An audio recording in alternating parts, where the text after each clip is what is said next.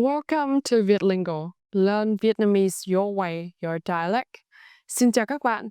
My name is Thanh Huyền and I'm a Vietnamese teacher here in Vietlingo.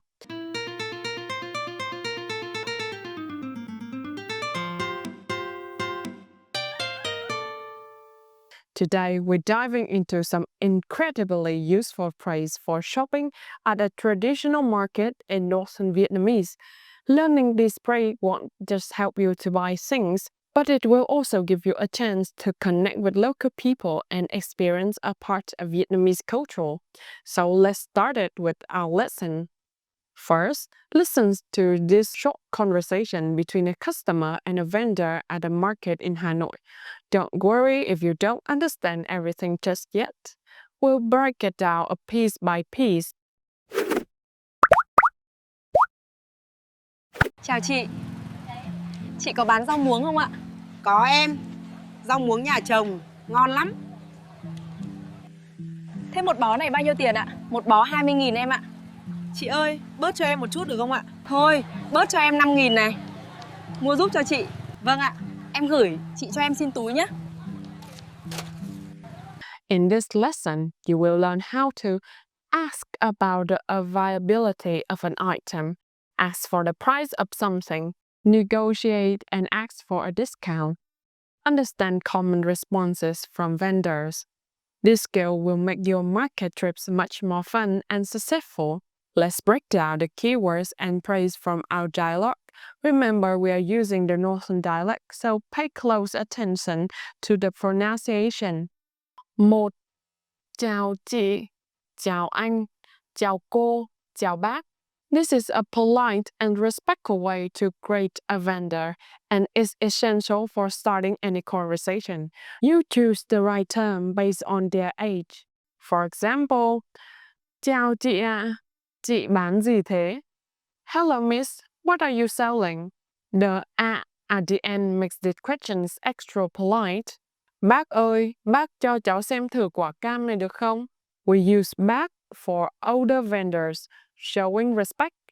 Cho cháu xem is a very common phrase to ask for looking at something.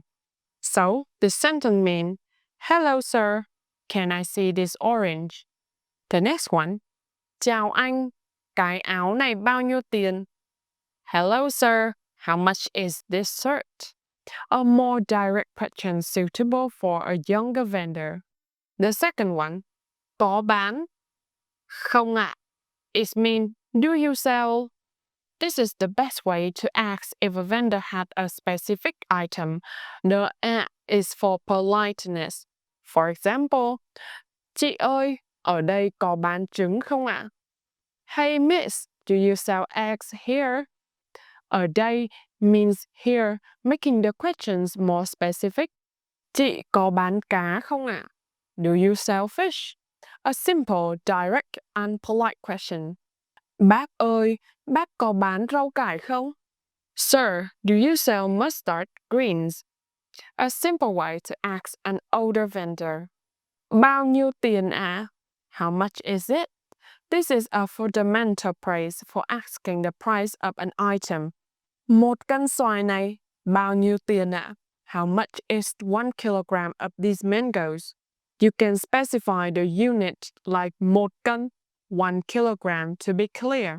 Cái áo này bao nhiêu tiền vậy? How much is this shirt? Cái áo này means this shirt. You can point to the item you are asking about.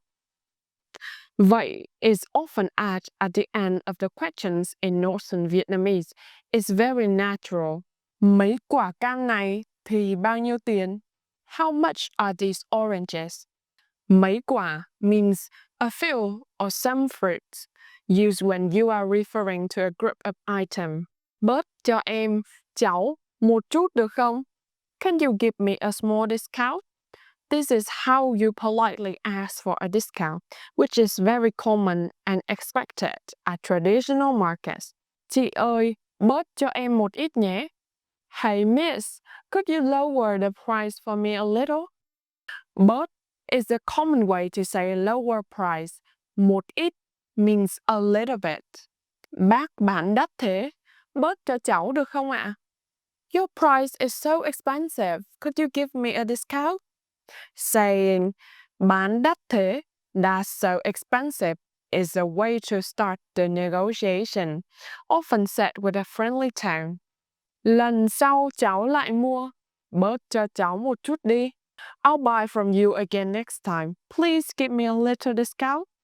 This is a friendly way to build rapport and encourage a discount. The at the end make it more natural sounding request. Cho em xin or cho cháu xin. Please give me. Use this when you need something specific like a bag or a receipt. It's polite and direct. Chị ơi, cho em xin túi để đựng đồ nhé. Miss, could you give me a bag to hold the items? Để đựng đồ means to hold the items, making the request clear. Bác ơi, cho cháu xin thêm một ít ớt ạ. Uncle, could you give me a little more chili? Thêm một ít means a little more, very useful for asking for extra ingredients. Chị ơi, cho em xin hóa đơn. Miss, could you give me a receipt? Hóa đơn means a receipt. Alright, time to practice what we've learned. Grab a pen and paper or just say the answer out loud. Exercise 1. Fill in the blanks. 1. Chào bác có bán cà chua? Do you sell tomatoes? 2. Chị ơi, cái váy này. How much is this dress? 3. Bác ơi, cho cháu một chút. Please give me a small discount. Exercise 2. Dialogue comprehension. Listen to our dialogue again. What did the customer buy and how much did it cost after the discount? Chào chị. Chị có bán rau muống không ạ? Có em. Rau muống nhà chồng, ngon lắm. Thế một bó này bao nhiêu tiền ạ? Một bó 20.000 em ạ. Chị ơi, bớt cho em một chút được không ạ? Thôi, bớt cho em 5.000 này. Mua giúp cho chị. Vâng ạ, em gửi, chị cho em xin túi nhé. The customer bought a bundle of morning glory, rau muống. The original price was 2,000 VND, but the vendor gave her a discount of 5,000 VND, so the final price was 15,000 VND. Great job, everyone! In today's lesson, we learned some essential praise for shopping at Northern Vietnamese market. To greet a vendor, chào chị, chào anh, chào cô, chào bác. To ask if they have an item, có bán, không ạ. To ask the price, bao nhiêu tiền ạ. To ask for a discount, bớt cho em một chút được không? Bớt cho cháu một chút được không? To ask for a bag or an item, cho em xin or cho cháu xin. Remember, practicing the praise will not only make your life easier, but also help you connect with the local culture. So next time you're in Hanoi, don't be shy, give it a try. If you enjoyed this lesson, please like, share, and subscribe for more Vietnamese lessons from Vietlingo.